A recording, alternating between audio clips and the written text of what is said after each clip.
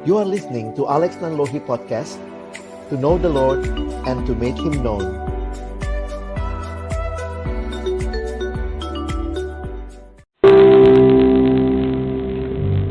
Bapa di dalam surga, kami bersyukur buat kesempatan pada sore hari ini.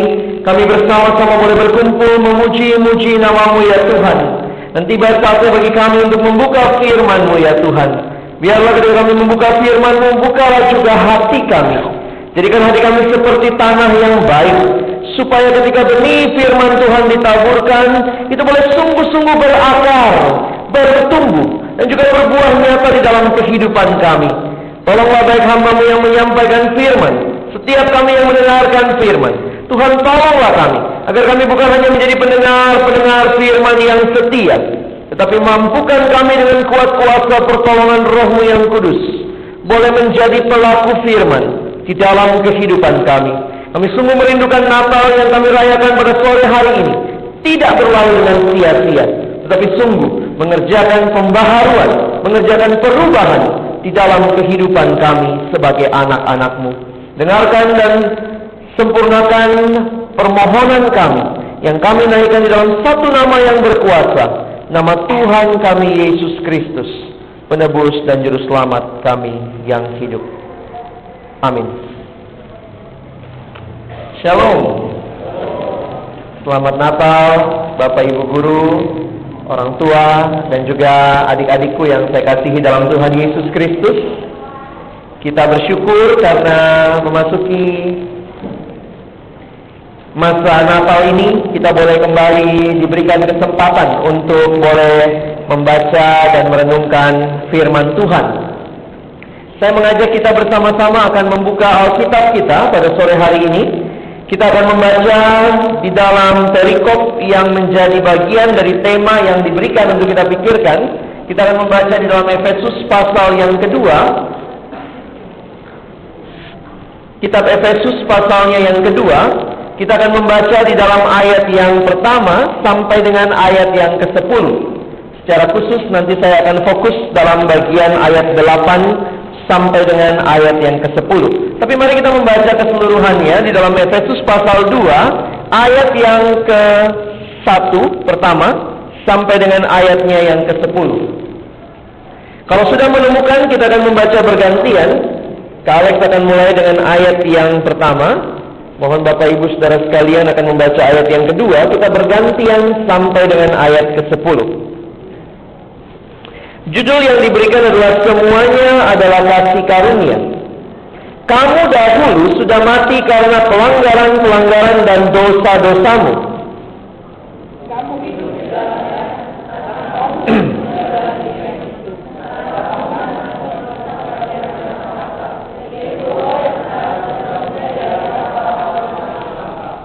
Sebenarnya dahulu kami semua juga terhitung di antara mereka, ketika kami hidup di dalam hawa nafsu daging dan menuruti kehendak daging dan pikiran kami yang jahat. Pada dasarnya kami adalah orang-orang yang harus dimurkai sama seperti mereka yang lain.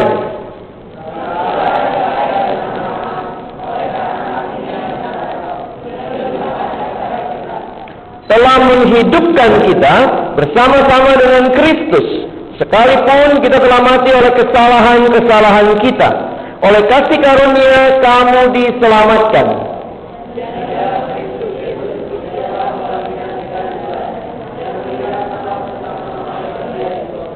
Supaya pada masa yang akan datang Ia menunjukkan kepada kita kekayaan kasih karunia-Nya yang melimpah-limpah sesuai dengan kebaikan-Nya terhadap kita di dalam Kristus Yesus.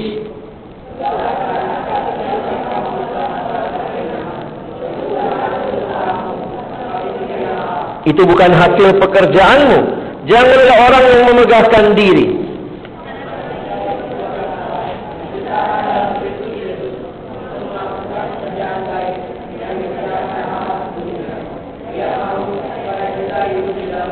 Mari kita baca kembali. Kalau saudara tidak bawa Alkitab, mari kita baca ayat 10 yang ada di dalam spanduk kita. Itu ayat 10 dari Efesus pasal 2. 1, 2, iya. Karena kita ini buatan Allah, diciptakan dalam Kristus Yesus untuk melakukan kerjaan baik yang dipersiapkan Allah sebelumnya. Ia mau supaya kita hidup di dalamnya. Saudara yang dikasihi dalam Tuhan, saya tidak tahu ini sudah Natal keberapa yang saudara ikuti dalam perayaan, dalam ibadah. Buat saya ini sudah Natal yang kesekian puluh. Maksudnya sudah lebih dari 10. Dan ini menjadi hal yang menarik bahwa di mana-mana orang merayakan Natal. Di mana-mana orang merayakan Natal. Apa arti Natal? Apa arti kata Natal? Lahir. Siapa yang lahir? Yesus Kristus. Karena kita bicara perayaan Natalnya orang Kristen, maka kita bicara tentang Yesus Kristus. Tetapi banyak sekali perayaan Natal yang mungkin juga diselenggarakan di mana-mana tempat di dunia. Yang menjadi pertanyaan, apakah Yesus sungguh hadir di dalam Natal itu? Karena itulah yang seharusnya terjadi dan dialami di dalam kehidupan setiap orang yang percaya kepada Dia. Sedih sekali kalau banyak Natal sekarang juga sudah tidak menjadi Natal yang secara khusus menjadi hal yang penting karena Yesusnya sudah disingkirkan dari Natal. Apa yang paling penting dalam Natal? Sudah banyak. Kalau MC kadang-kadang juga begitu ya. Kita sampai kepada acara puncak kita. Apa itu acara puncaknya? Konsumsi. Begitu ya. Jadi apa yang menjadi puncak dari Natal? Biasanya begitu. Saudara, kita sampai di acara puncak, lalu kemudian ada band. Kita sampai di acara puncak, lalu ada tari-tarian, misalnya begitu ya. Sementara banyak orang yang belum datang pas firman. Nanti kalau sudah selesai firman, mungkin bangku ini lebih banyak terisi.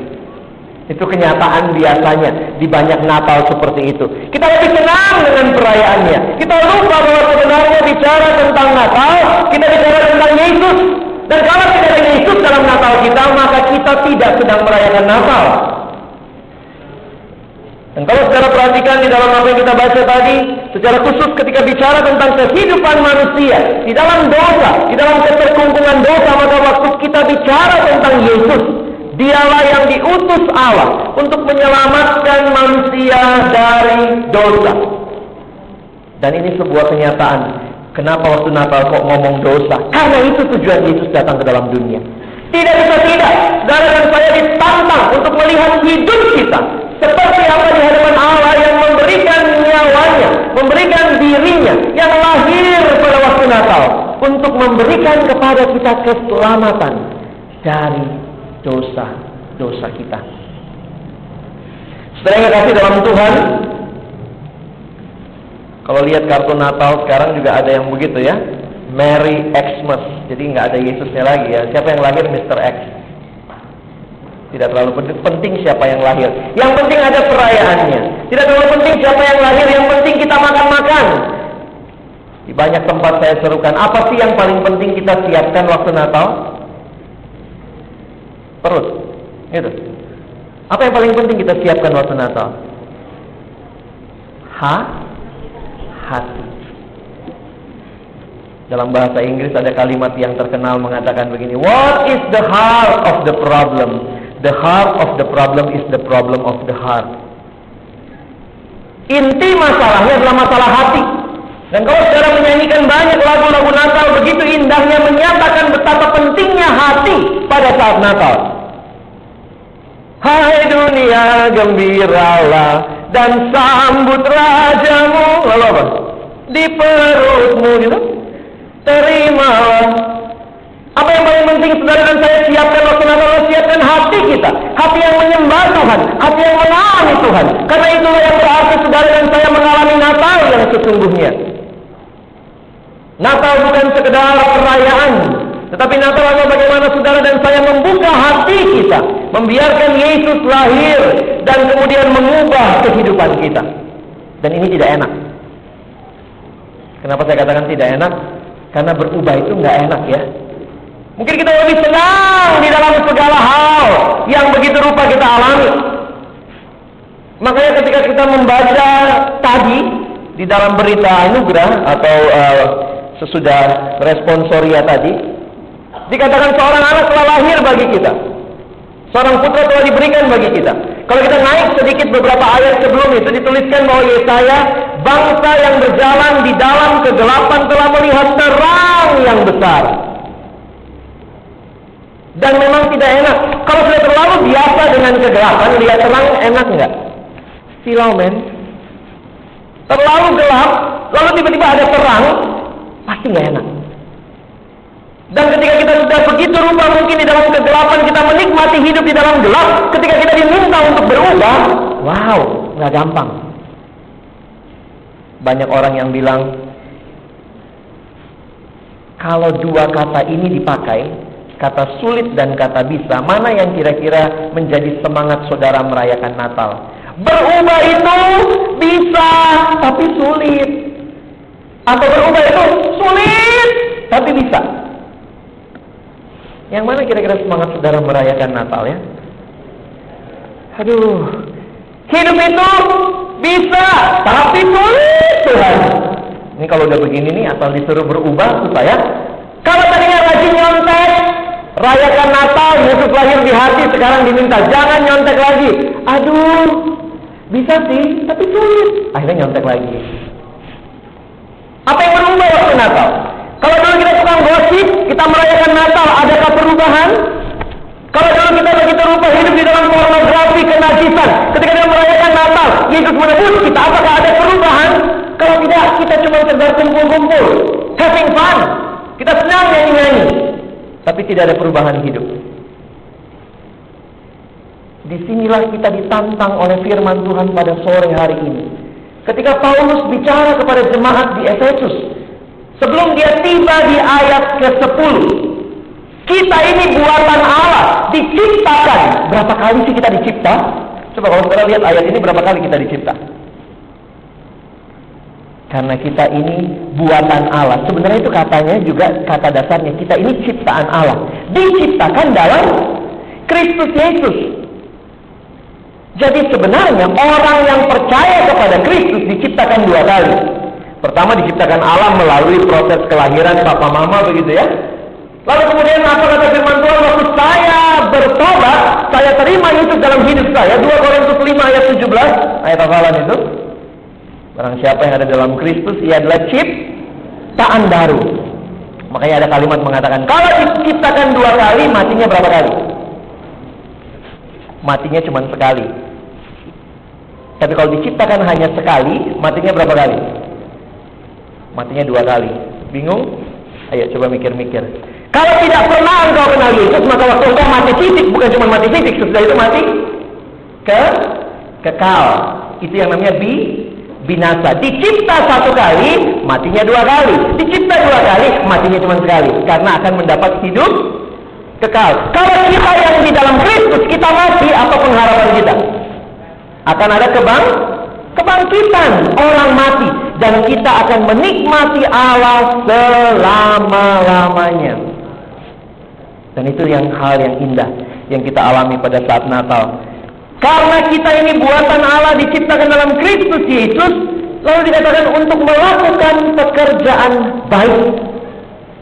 Saudara, mari kita lihat hidup kita sebelumnya. Bagaimana hidup kita di dalam dosa. Di dalam dosa tidak ada sesuatu yang kita kerjakan yang memberikan kebaikan. Tetapi di dalam Kristus kita boleh mengalami kebaikan, dan kita dikatakan diciptakan untuk melakukan pekerjaan baik yang dipersiapkan Allah sebelumnya. Dan Allah mau, Allah punya kehendak kita hidup di dalamnya. Nah, sekarang mari saudara bayangkan bersama-sama dengan saya, ketika kita hidup di dalam dosa, dan bagaimana akhirnya kita bisa mengalami ayat ini. Turning point-nya ada di mana? Kalau dulu manusia itu hidup dalam dosa, bagaimana sekarang bisa hidup untuk memuliakan Allah, untuk melakukan kehendak Allah? Gimana mungkin? Itu yang ditulis di dalam ayat yang ke-8. Coba lihat ayat ke-8 dan ayat yang ke-9. Sebab karena kasih karunia, kamu diselamatkan oleh iman. Atau lebih tepat terjemahannya, kamu diselamatkan melalui iman. Itu bukan hasil usahamu, tetapi pemberian Allah. Itu bukan hasil pekerjaanmu, karena itu jangan ada orang yang memegahkan diri. Jadi Paulus tidak langsung lompat, kamu ciptaan Allah. Tetapi dia mengatakan orang yang boleh menjadi ciptaan Kristus, ciptaan baru dalam Kristus, itu adalah orang yang mengalami apa yang dituliskan di ayat 8 dan ayat yang ke-9. Apa yang dialami di ayat 8 dan 9? Karena begitu besar kasih Allah akan dunia ini, Dia mengaruniakan anaknya yang tunggal, supaya setiap orang yang percaya kepadanya tidak binasa, melainkan beroleh hidup yang kekal. Mungkin yang Kak Alex ingin ajak saudara kita pikirkan pada sore hari ini adalah, apa artinya hidup kekal?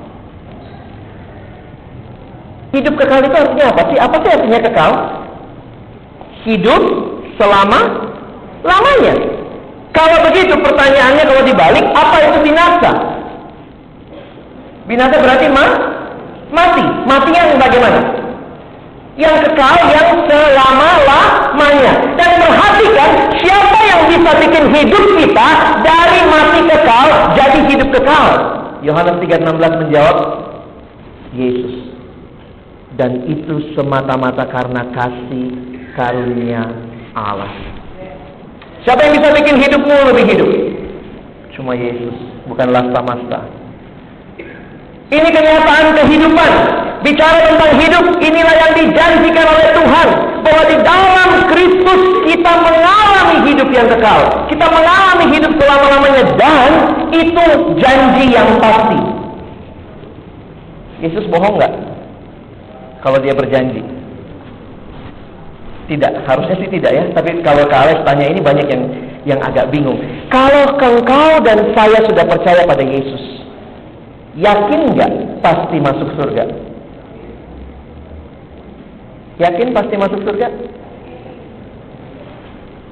Nggak yakin? Yakin. Amin. Loh, baru bikin dosa tadi, nggak masuk surga nggak? Ini kenyataan kehidupan kita. Sering kali di dalam anugerah Tuhan kita merasa, Tuhan, saya masih kurang baik. Padahal bukan Tuhan tunggu kita baik dulu baru Dia selamatkan kita. Inilah anugerah Allah yang berlaku. Justru karena Allah begitu baik kepada saya, Dia memberikan anugerahnya kepada saya. Saya alami anugerah itu, baru saya bisa alami ayat ini. Kalian kasih contoh, ini kira-kira coba pilih ya. Mana dari 3 cerita ini yang adalah anugerah menurut teman-temanku? Kalian pernah mengerti kata anugerah? Apa itu anugerah? Bukan gerah-gerah gitu ya, bukan. Apa itu anugerah? Saya lama mikir anugerah itu apa ya? Kalau misalnya Anda adalah seorang karyawan, ini contoh aja, sudah kerja, sudah tamat SMA, kalian karyawan, tapi ini karyawan mingguan, dibayarnya mingguan, buruh harian dibayarnya mingguan. Lalu kemudian kalian kerja sepanjang minggu itu udah kerja, di akhir minggu terima upah. Bisa nggak disebut itu anugerah? Itu namanya gaji. Ya, sudah kerja, lakukan kewajiban, akhir bulan, akhir minggu terima gajinya. Contoh kedua, teman-teman karyawan di dalam pabrik itu, tapi nggak pernah masuk. Seminggu nggak masuk. Di akhir minggu datang, lalu kemudian dikasih gajinya penuh. Itu anugerah nggak? Mulai sedikit berasa gitu ya. Gua nggak ngapa-ngapain, tetap dikasih, tapi statusnya masih pegawai juga. Bagaimana dengan cerita ketiga? Kalian bukan pegawai di situ. Boro-boro pegawai, bukan pegawai sama sekali. Lalu teman-teman, karena mungkin kamu begitu lihai tapi miskin, sehingga kalian melakukan rencana perampokan. Kalian rampok perusahaan itu. Rampok, ambil semua uangnya yang paling banyak, ambil semua, masuk dengan tas besar. Lihai, lupa bahwa ada kamera merekam. Jadi waktu lihat kamera masih narsis lagi, hai, dada-dada, ketangkep. Akhirnya ketangkep ya. Waktu ketangkep, saudara sudah merugikan perusahaan, rugi total, perusahaan rugi. Lalu saudara dituntut masuk ke penjara, masuk ke persidangan. Begitu masuk ke persidangan, ketika mau diproses pengadilan, lalu kemudian pemilik pabriknya datang. Lalu pemilik pabriknya bilang begini, Pak Hakim, saya cabut semua tuntutan saya. Sesudah itu dia mengatakan kepada kita, kamu yang tadinya mau ngerampok, mulai hari ini semua perusahaan saya jadi milik kamu. Nah, yang mana yang anugerah? Orang bodoh juga tahu yang ketiga dong ya. Coba sekarang Kak Alex tanya, ini sedikit main matematika Alkitab begitu ya. Nggak gampang, mungkin Pak Gultom lebih ngerti kalau matematika ya. Kalau saya tanya, menurut Yohanes 3 ayat 16, siapakah yang paling Tuhan kasihi? Hafalkan ayatnya Yohanes 3:16? Karena begitu besar kasih Allah akan dunia ini. Siapa yang Allah paling kasihi? Menurut Yohanes 3:16? Siapa? Kita, manusia. Mana ada kata manusia di ayat itu? Dunia. Pasti dunianya bukannya mimbar, bukan ya. Pasti kita manusianya ya. Jadi kalau saya tanya, siapa yang Allah paling kasihi menurut Yohanes 3:16? Kita, saya, manusia. Sekarang saya tanya, apakah Allah juga mengasihi anaknya yang tunggal? Iya nggak? Iya. Allah mengasihi saudara, jawabnya apa? Iya. Allah mengasihi anak yang tunggal, jawabnya apa? Iya juga. Siapa yang lebih dikasihi?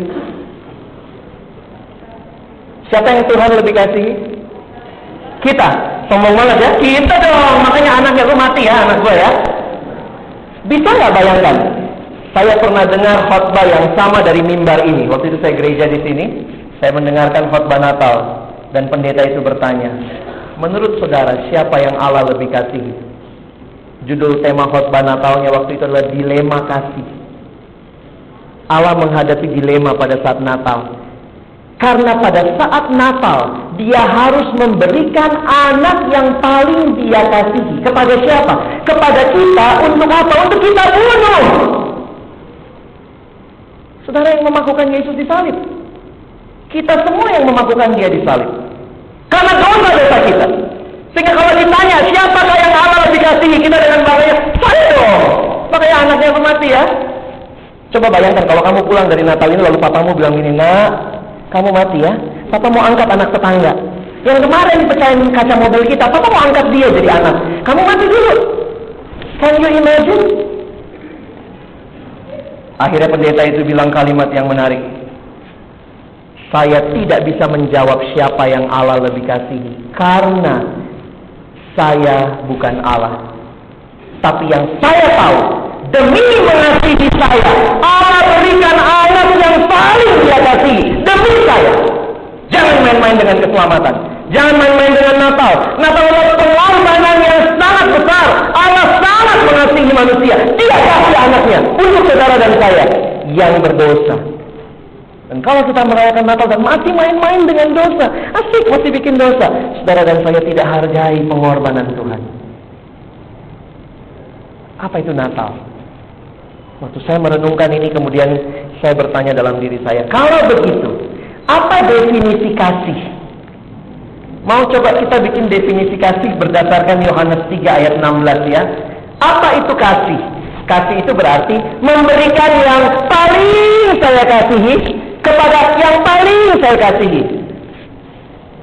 Siapa yang Allah paling kasihi tadi? Kita. Oh, kita paling dikasihi. Tadi ditanya, Allah mengasihi anak yang tunggal? Iya juga, sangat mengasihi. Kalau tidak, apa itu kasih? Memberikan yang paling saya kasihi kepada yang paling saya kasihi. Gampang nggak ngertinya? Itu peristiwa Natal. Memberikan yang paling baik. Itu mungkin bahasa yang lebih Kristen ya.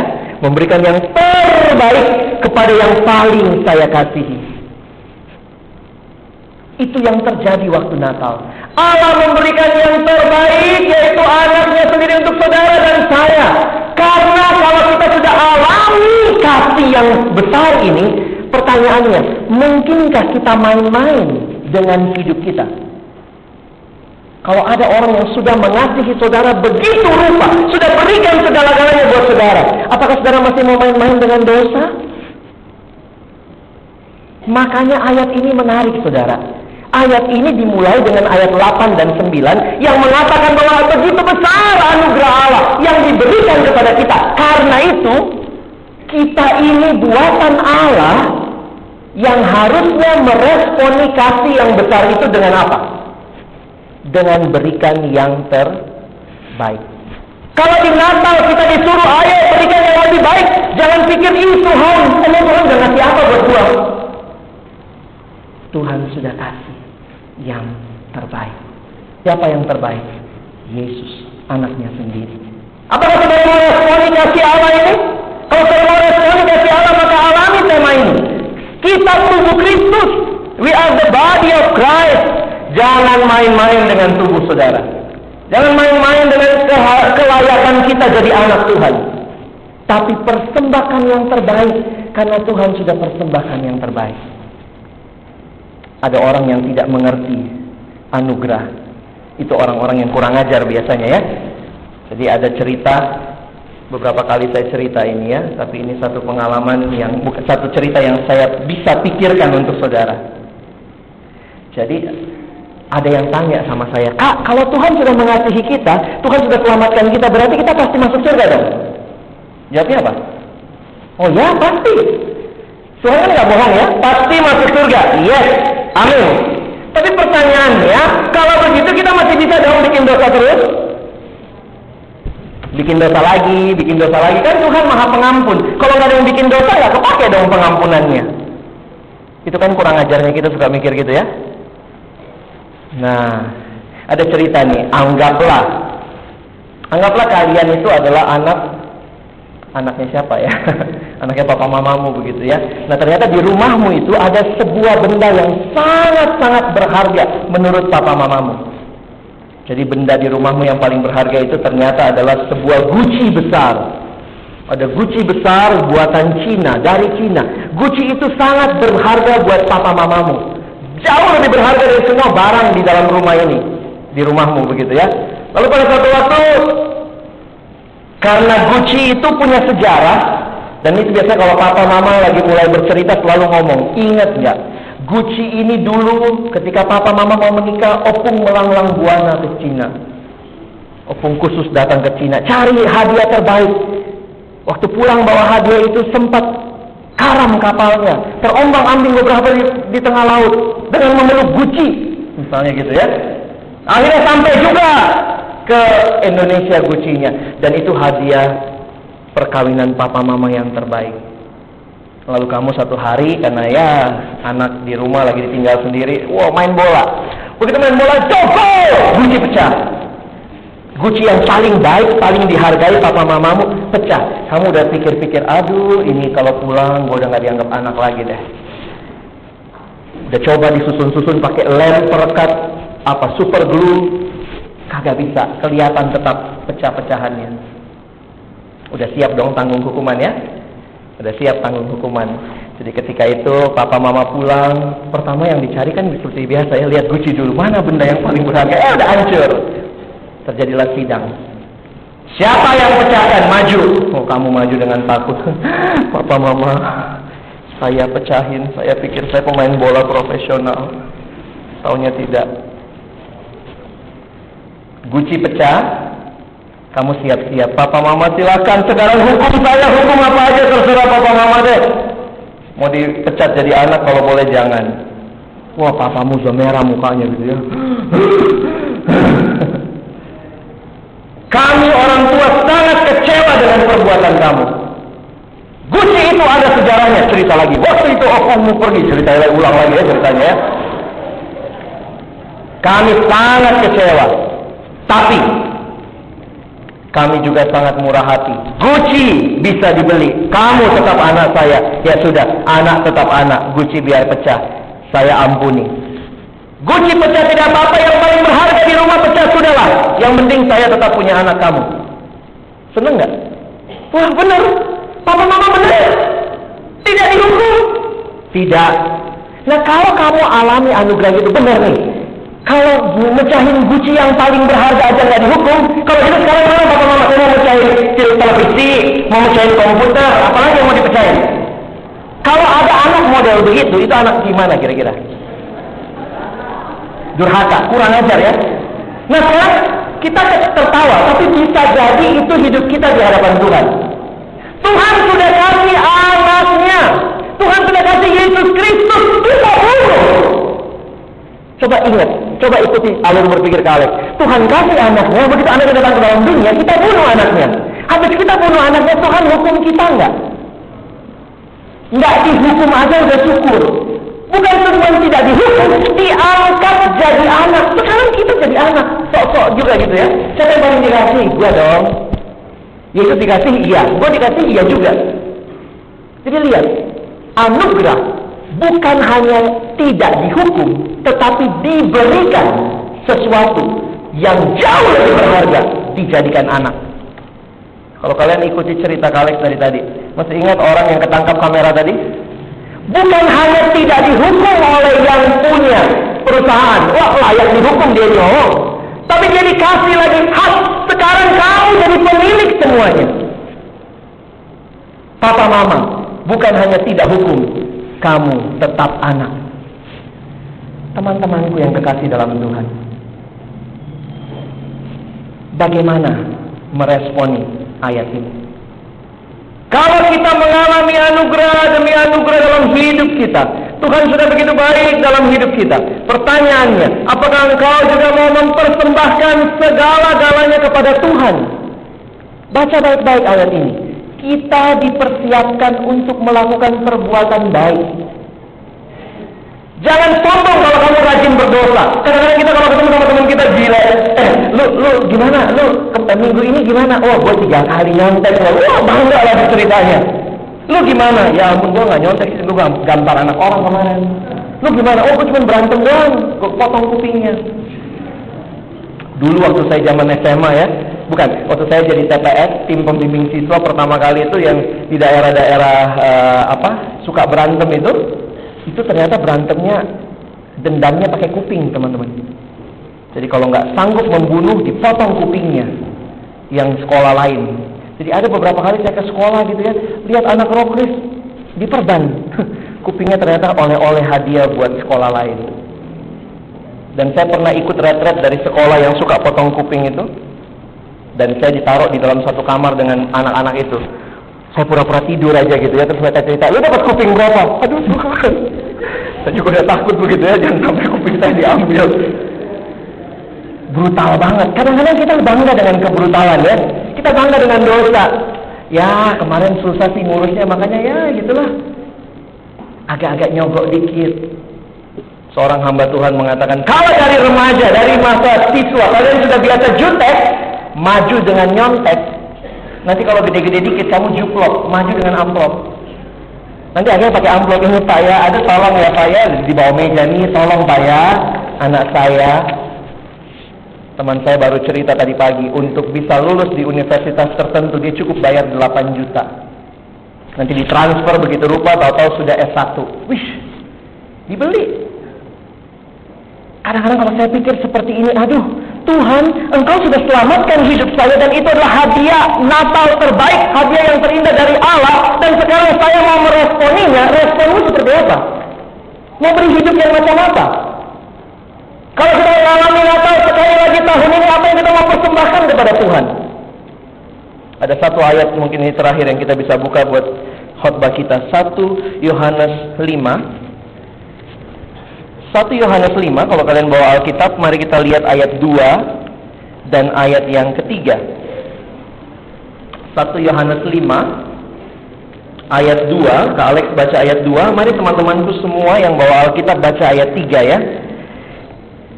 Saya dapat ayat ini waktu masih SMA seperti kalian, dan ini ayat berkesan buat saya sampai sekarang.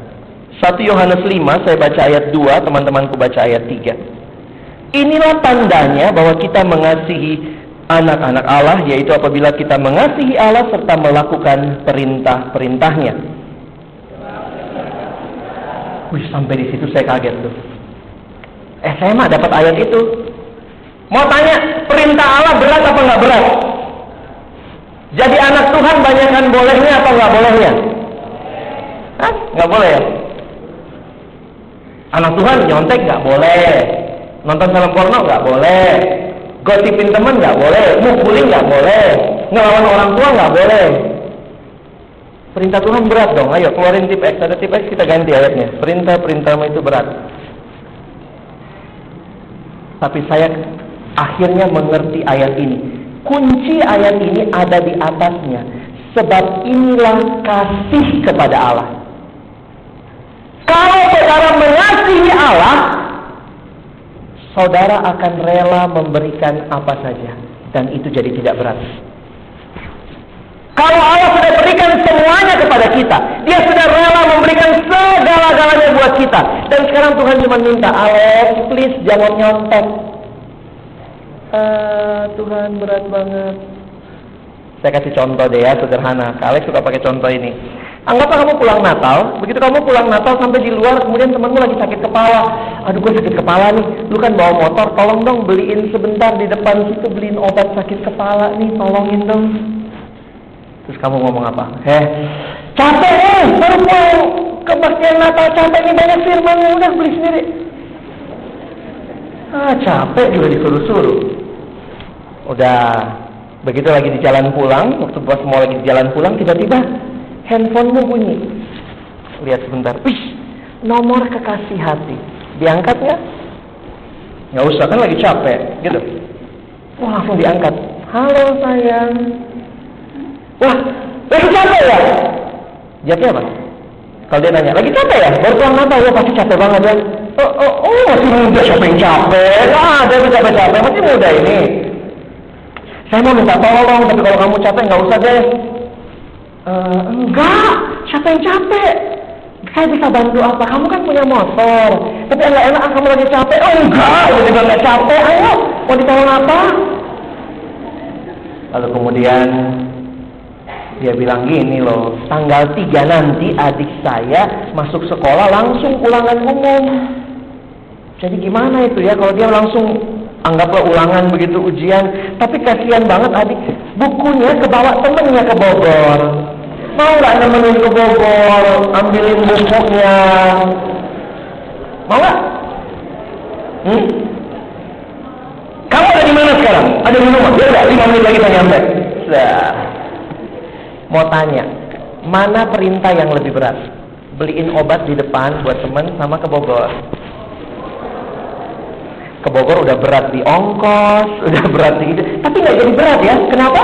Ada love, ada kasih. Kalau engkau tahu orang ini sangat sayang sama saya akan berikan segalanya pada dia. Sekarang pertanyaan saya, kalian yakin Tuhan sayang sama kalian? Apa yang sudah Tuhan kasih? Banyak. Apa yang terbaik? Dirinya sendiri. Sekarang Tuhan cuma bilang, Alex, tinggalin nyontek ya. Alex, berdamai sama papa mama ya. Kita harusnya bisa bilang, ya Tuhan, perintahmu tidak berat. Kenapa engkau sudah terlalu mengasihi saya? Kalau Tuhan minta itu apa susahnya? Offer your body to Jesus. We are the body of Christ. Kita ini milik Tuhan. Tubuh kita untuk memuliakan Tuhan. Kalau Tuhan minta berikan, dia berikan. Dia sudah berikan semuanya. Kecuali kalau kamu, nah ini pertanyaannya, kalau kamu sulit memberikan sesuatu dari hidupmu kepada Tuhan, kalau kamu sulit berubah, mungkin kamu belum alami kasih Tuhan. Karena kalau engkau sudah alami kasih Tuhan, gak mungkin hidupmu kayak begitu. Orang yang tahu bersyukur, tahu merespon kasih Tuhan akan selalu berkata, thank you, I will give my best because you have given the best for me in my life. Tuhan baik, tapi berapa banyak yang mengalami kebaikannya? Tidak mungkin kita pulang alami tema ini kalau kita nggak alami kebaikan Tuhan. Tuhan baik buat teman-temanku, Tuhan baik buat hidup saya.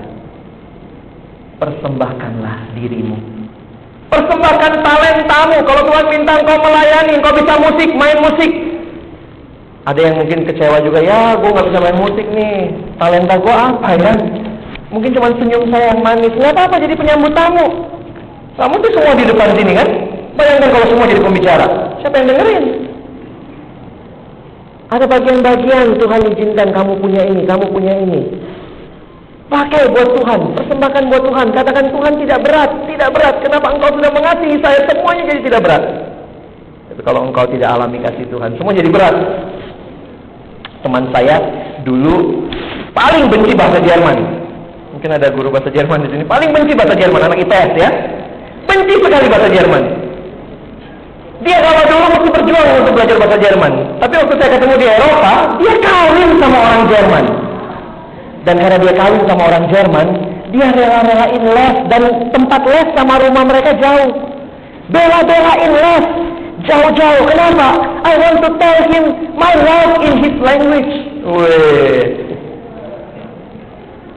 Bener ya, kalau sayangnya kita ada, cintanya kita ada, Lautan dan kuseberangi, gunung dan kudaki, asal kau bisa dekat denganku. Wah, bisa ngomong gitu lah sama Tuhan ya. I am your body. Saya ini, tubuh saya milik Tuhan. Sekarang saya persembahkan kepada Tuhan. Karena saya mengasihi Tuhan. Tidak berat, jangan nendek, tidak berat, jangan nendek, tidak berat. Atau begitu semua, ya Tuhan pulang Natal kok makin berat ya hidup ya. Ingat, He loves you so much. He gave everything of His life. Now, what is your gift to Him? Kaleb tutup dengan sebuah cerita tentang apa artinya memberi segala-galanya. Beberapa waktu yang lalu saya pernah dengar khotbah dari seorang hamba Tuhan, dan dia menceritakan pengalaman seorang misionaris di Afrika. Ada seorang misionaris di Afrika yang pada waktu itu di dalam hutan Afrika yang begitu liar. Dia berjalan-jalan, dan biasa kalau berjalan-jalan di hutan nggak bisa cuma jalan lenggang kangkung, saudara. Dia mesti bawa senapan karena banyak hewan buas. Dia masuk ke pedalaman Afrika, dia masuk ke hutan-hutannya, dan pada satu waktu dia sedang masuk ke hutan itu, dia dengar ada seorang pria yang berteriak, menjerit, dan dia tahu itu nampaknya orang dalam kesulitan. Dia datang, dia cari ke sumber suara itu, pria yang berteriak itu. Dan ketika dia dekat ke situ, dia melihat ada seorang pria yang sedang bertarung dengan harimau yang sudah sempat tercakar, sudah mulai berdarah tubuhnya, tapi dia masih bertahan hidup, sedang bertarung dengan harimau. Dan apa yang terjadi? Misionaris ini punya senapan, dia tembak harimau itu. Memang harimau gak langsung mati begitu ya, harimaunya pergi, kabur, tapi intinya singkat ceritanya pria ini selamat. Dan ketika pria ini akhirnya dilihat begitu berdarah tubuhnya, akhirnya misionaris ini bawa pria ini pulang ke rumahnya. Dia balut luka-lukanya, dia mandikan, dia bereskan semua. Dan pria ini beristirahat siang sebentar, dan pada sore harinya dia sudah cukup kuat untuk berjalan pulang ke rumahnya. Keesokan harinya, misionaris ini bangun pagi-pagi sekali. Waktu dia bangun, dia lihat matahari Afrika yang mulai terbit. Tapi dia juga cukup terkejut karena jauh di ujung sana, dia melihat ada segerombolan orang yang sedang berbaris. Makin lama makin mendekat, dan itu sedang menuju ke arah rumahnya. Dia kaget, loh, ini kok makin dekat, loh kok ke rumah saya? Lalu makin waktu dia melihat makin dekat, dia lihat paling depan itu ada gerombolan laki-laki Afrika hitam tinggi besar sedang berjalan. Di bagian belakangnya ada wanita-wanita yang ikut. Di belakangnya lagi ada anak-anak kecil. Di belakangnya lagi ada hewan-hewan ternak semua lagi. Ini betul desa atau apa begitu ya? Lagi jalan semua, dan makin dekat ke rumahnya, makin ke rumahnya, makin ke rumahnya. Ketika sudah sampai di depan, dia baru sadar, ternyata ada seorang pria yang memimpin rombongan itu. Dan pria itu adalah pria yang dia tolong kemarin. Pria itu ketika sampai di depan misionaris itu, dia bilang begini, dalam tradisi suku kami, kalau ada seseorang yang nyawanya diselamatkan oleh orang lain, maka orang itu dan semua kepunyaannya otomatis menjadi milik orang yang menyelamatkan. Bapak kemarin selamatkan nyawa saya. Pak, saya kepala suku. Ini semua milik saya. Ada laki-lakinya, ada cewek-ceweknya, ada hewan-hewannya. Ini semua milik saya. Dan mulai hari ini, kami semua milik Bapak. Kalau di dunia saja orang tahu apa artinya memberi yang terbaik, bagaimana dengan kita yang diberikan keselamatan yang kekal, yang Yesus gantikan hidupmu dan hidupku dari binasa kekal menjadi hidup yang kekal? Apa yang mau kita persembahkan kepada Dia? Give all your best. Berikan segala-galanya, karena Dia sudah terlebih dahulu memberikan segala-galanya. Tema kita mengingatkan, we are the body of Christ. Kok bisa saya jadi tubuh Kristus? Itu terjadi karena Kristus sudah memberikan dirinya terlebih dahulu. Sekarang berikan hidupmu, berikan masa mudamu, berikan segenap potensimu, bukan untuk makin rajin berdosa, tapi untuk hidup bagi Dia. Selamat Natal adik-adikku, Bapak Ibu Saudara sekalian. Kiranya Tuhan menolong kita melakukan firman. Amin. Mari kita berdoa. Kami bersyukur kepada Tuhan yang kasih karunia-Mu kami alami dengan nyata. Tuhan sudah begitu baik buat kami. Ampuni kami yang sering kali meresponi kebaikan Tuhan dengan asal-asalan. Kami yang masih sering menikmati dosa di dalam kesendirian kami, di dalam keberdosaan kami. Kami tidak melakukan yang Tuhan mau dan kami menyakiti hati-Mu Tuhan. Padahal Engkau sudah memberikan segala-galanya bagi kami. Kami belajar pada sore hari ini juga untuk mempersembahkan apa yang sudah kami miliki. Karena Tuhan sudah mempersembahkan segalanya juga bagi kami. Kalau Tuhan sedang mempersiapkan kami untuk pekerjaan baik, seperti yang kami baca dalam firman-Mu Efesus 2 ayat 10. Kami sadar karena Tuhan sudah terlebih dahulu melakukan kebaikan di dalam hidup kami. Tolong kami tidak jadi anak yang kurang ajar, yang waktu tahu kami diampuni, waktu tahu kami diselamatkan, kami makin rajin berdosa. Tapi jadikan kami anak-anak-Mu yang makin taat, makin bisa berkata, terima kasih Tuhan, I love you Lord, I love you Jesus. Perintah-Mu tidak berat. Tuhan tolong kami alami ini dalam hidup kami, agar Natal sore hari ini bukan sekedar perayaan, agar Natal sore hari ini bukan sekedar pesta-pesta, tapi Natal sore hari ini adalah pembaharuan hidup dari setiap kami yang mengalami Tuhan dengan nyata di hati kami. Tuhan tolong agar ketika Natal telah kami rayakan, kami makin mengasihi Engkau, kami makin taat kepadamu, kami makin memberikan segenap hidup kami kepada Tuhan yang sudah menyelamatkan kami. Terima kasih Tuhan, ini doa kami, ini kerinduan hati kami, dalam nama Yesus kami berdoa, kami bersyukur. Amin.